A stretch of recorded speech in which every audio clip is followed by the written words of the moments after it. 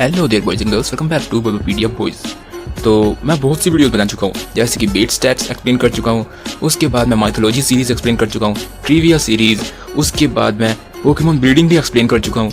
तो कुछ रह रहा है, हाँ, पोकेमॉन एबिलिटीज़। तो हर एक पोकेमॉन के पास एक ना एक एबिलिटी होती है। तो अब तक कम से कम 600 से भी ज़्यादा एबिलिटीज़ इंट्रोड्यूस कर दी गई हैं। तो मैं सबको तो एक वीडियो में कवर नहीं कर सकता, लेकिन जितनी कर सकता हूँ उतनी तो कर ही लेता हूँ। तो सबसे पहले हम देखेंगे एबिलिटीज एनिमे में किस तरह से काम करती हैं। तो एबिलिटीज पोकेमॉन में एक बहुत लंबे विकासकरण के बाद डेवलप हुई है। जैसे किसी पोकेमॉन के पूर्वज अगर किसी वोल्केनिक एरियाज में रहे होंगे तो उन्हें फ्लेम बॉडी जैसी एबिलिटीज मिल गई होंगी, या फिर कोई जंगल में रहने वाले पोकेमॉन्स को ओवरग्रो जैसी एबिलिटीज। एग्जाम्पल के लिए जैसे तुम सोच सकते हो, आज से लाखों साल पहले जब डॉगीज नहीं पाए जाते थे तो वुल्फ्स को अपने खाना चोरी होने का डर रहता था, इसलिए वो खड़े होकर खाते थे। इसलिए आज के उनके डिसेंडेंट्स, आज के टाइम के डॉगीज भी खड़े होकर ही खाते हैं। इनमें पूरी तरह से ये एबिलिटी उनसे ही आई है, अपने पूर्वजों से। और ऐसा ही सेम शेरों के साथ है। शेर बैठ के खाते हैं क्योंकि उन्हें किसी का डर नहीं होता, और उन्हीं के डिसेंडेंट्स आज के टाइम की बिल्लियां एकदम मजे से बैठ के खाती है, भले ही उनका खाना छिन जाए। तो एबिलिटीज पोकेमॉन्स को नेचर से ही मिली है, और इनका काम होता है पोकेमॉन को एडवांटेज डिसएडवांटेज या मुकाबले में मदद करना। तो एनीमे में सिर्फ और सिर्फ मेंटली स्टेबल पोकेमॉन ही अपनी एबिलिटी को परफॉर्म कर सकते हैं। ये बात ठीक से समझ लो। जैसे कि अगर आज के टाइम पे किसी इंसान को इंजेक्शन लगा दिया जाता है नशे का, तो वो बंदा जैसा बिहेव करने लग जाएगा, वो अपने आसपास के लोगों को काट लेगा या फिर किसी को खून मार देगा। तो अगर इंसान भी मेंटली स्टेबल नहीं हुआ तो उसकी एबिलिटी उसके ऊपर हावी पड़ जाएगी, उसकी जंगली इंस्टिंक्ट जो कि उसे पूर्वजों से मिली है। ये सिचुएशन पूरी तरह से ऐश के इन्फर्नेप के ऊपर लागू होती है। जैसे कि इसके अंदर बिल्कुल भी सेल्फ कॉन्फिडेंस नहीं था, और साथ ही साथ इसे बहुत ज़्यादा गुस्सा आता था पोल पे। तो इसकी मेंटल कंडीशन ठीक नहीं थी, इसलिए इसकी एबिलिटी इसके ऊपर पूरी तरह से हावी हो जाती थी। और इवन जब चिमचार जंगली था और कमज़ोर था, तब उसके अंदर इतनी ताकत ही नहीं थी अपनी एबिलिटी को काबू करने की, इसलिए वो बेकाबू हो जाता था। तो एनिमे वाइज एक मेंटली स्टेबल पोकेमॉन अपनी 50% एबिलिटी यूज़ करता है, क्योंकि अगर वो उससे ज़्यादा यूज़ करेगा तो मेंटली स्टेबल रहेगा ही नहीं, वो भी बेकाबू हो सकता है। पर जो इन्फर्नेप था उसने अपनी 100% एबिलिटी यूज़ की है, अपनी फुल पोटेंशियल निकाल दी बाहर। अगर इजी लैंग्वेज में बताऊं तो अगर कोई मेंटली स्टेबल पोकेमॉन होगा तो वो अपनी 50% एबिलिटी यूज़ करेगा, अपनी एबिलिटी को अपने ऊपर हावी नहीं होने देगा। लेकिन ऐश का इन्फर्नेप पूरी तरह से मेंटली स्टेबल नहीं था, इसलिए उसकी पूरी एबिलिटी उसके ऊपर ज़बरदस्ती हावी हो जाती थी। पर अब ऐश के इन्फर्नेप के अंदर सेल्फ कॉन्फिडेंस भी है, और साथ ही साथ ये काफ़ी स्ट्रॉन्ग भी हो चुका है, और इसके अंदर किसी के प्रति गुस्सा भी नहीं रहा।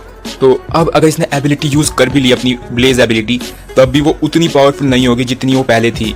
अब इसकी एबिलिटी एक नॉर्मल ब्लेज एबिलिटी में बदल गई होगी। और अगर मैं सच बोलूँ तो ऐश का इन्फर्नेप अब नॉर्मल फॉर्म में ही अपनी ब्लेज एबिलिटी मोड से भी ज़्यादा पावरफुल बन चुका होगा। तो एनीमे में एबिलिटीज़ बहुत ज़्यादा यूजफुल हो जाती है, क्योंकि इन्हें कुछ ज़्यादा ही ओवर पावर कर दिया गया है, वरना गेम्स में इतनी ज़्यादा यूजफुल नहीं है जितनी एनीमे में दिखा दी गई। तो चलो गेम्स में देखते हैं कि क्या रोल होता है एबिलिटीज़ का। तो गेम्स में 2 एबिलिटीज़ रख सकता है पोकेमॉन, 2 नॉर्मल एबिलिटीज़ और एक हिडन एबिलिटी। तो ये तो 3 हो गई। तो एक एबिलिटी चेंजर नाम का आइटम होता है जो कि 2 मेन एबिलिटीज़ को एक दूसरे से बदल सकता है। जैसे कि टोगेकिस के ऊपर अगर हम इसे यूज़ करें तो उसकी सरीन ग्रेस एबिलिटी से रस्टल एबिलिटी बन जाएगी, और अगर हम दोबारा हटा लें इसे तो सरीन ग्रेस वापस आ जाएगी। पर हिडन एबिलिटी पे इसका कुछ असर नहीं होता। तो एबिलिटीज़ का चक्कर जनरेशन 3 के साथ स्टार्ट हुआ था गेम्स में। तो एबिलिटीज़ बहुत सारे तरह के यूज़ में आ सकती है, जैसे कि ये वेदर चेंज कर सकती है, जैसे कि फायर टाइप पोकेमॉन के लिए ड्रोज कर सकती है जिससे उसके अटैक की पावर बढ़ जाए, या ड्रेजाइल एबिलिटी जिससे बारिश शुरू हो जाए, वाटर टाइप अटैक की पावर बढ़ जाए। ऐसे ही पैरामोडियल सी और डेजोलेट लैंड भी वेदर चेंजिंग एबिलिटीज़ ही हैं।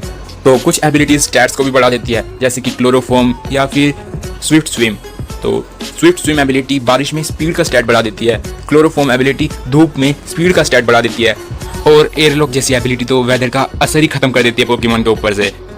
तो कुछ एबिलिटीज़ अटैक को नलीफाई करने के काम आ जाती है, जैसे कि साउंड प्रूफ या फिर बुलेट प्रूफ जैसी एबिलिटी, जो कि साउंड बेस और बॉम्ब बेस अटैक्स को नलीफाई कर देती हैं। तो कुछ एबिलिटीज़ तो अटैक का टाइप भी बदल देती है, जैसे कि एरियल या फिर पिक्सेलेट जैसी एबिलिटी। तो ये नॉर्मल अटैक्स को फ्लाई टाइप या फिर फ्लाइंग टाइप बना देती है।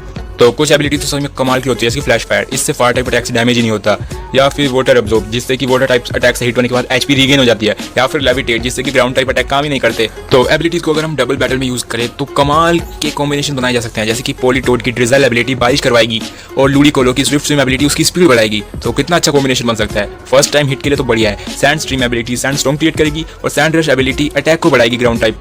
ऐसे ही ड्रोज एबिलिटी सनी डे स्टार्ट कर देगी, और क्लोरोफिल एबिलिटी स्पीड बढ़ा देगी विनासोर की। तो काफी ज्यादा अच्छे कॉम्बिनेशंस बनाए जा सकते हैं एबिलिटीज के साथ। 2 पोकेमॉन्स को अच्छा खासा फायदा हो सकता है मुकाबले में। तो देखो ये सारी एबिलिटीज अब तक पोकेमॉन कंपनी ने इंट्रोड्यूस कर दिया है। तुम चाहो तो वीडियो को स्लो करके एक एक करके पढ़ सकते हो कौन कौन सी एबिलिटी है। तो ये वीडियो यहीं पे खत्म, मिलेंगे अगली वीडियो में, जब तक के लिए बाय बाय। एबिलिटी कमाल की है। तो बाय।